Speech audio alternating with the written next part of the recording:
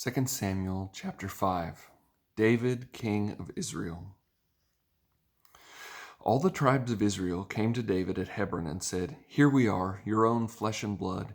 Even while Saul was king over us, you were the one who led us out to battle and brought us back.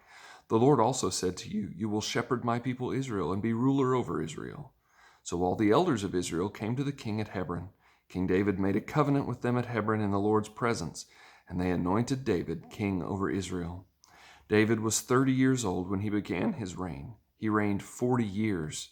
In Hebron he reigned over Judah 7 years and 6 months, and in Jerusalem he reigned 33 years over all Israel and Judah. The king and his men marched to Jerusalem against the Jebusites who inhabited the land. The Jebusites had said to David, "You will never get in here. Even the blind and lame can repel you," thinking, "David can't get in here."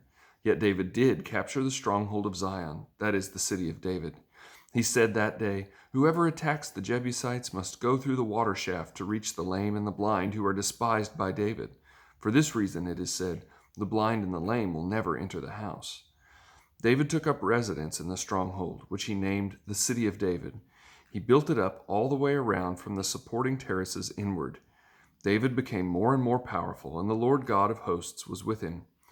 King Hiram of Tyre sent envoys to David. He also sent cedar logs, carpenters, and stonemasons, and they built a palace for David. Then David knew that the Lord had established him as king over Israel and had exalted his kingdom for the sake of his people Israel.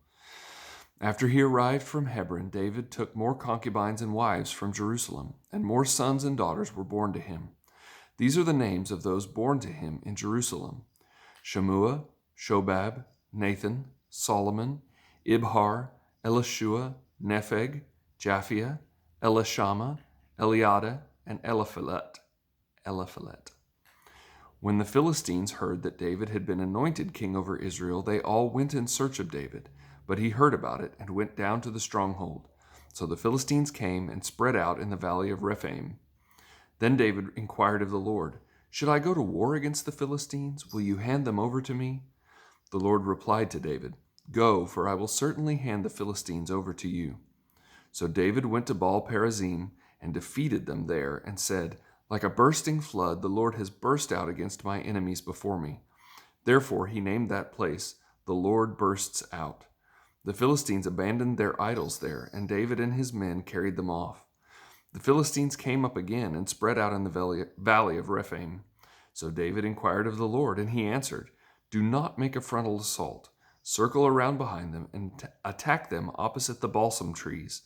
When you hear the sound of marching in the tops of the balsam trees, act decisively, for then the Lord will have marched out ahead of you to attack the camp of the Philistines."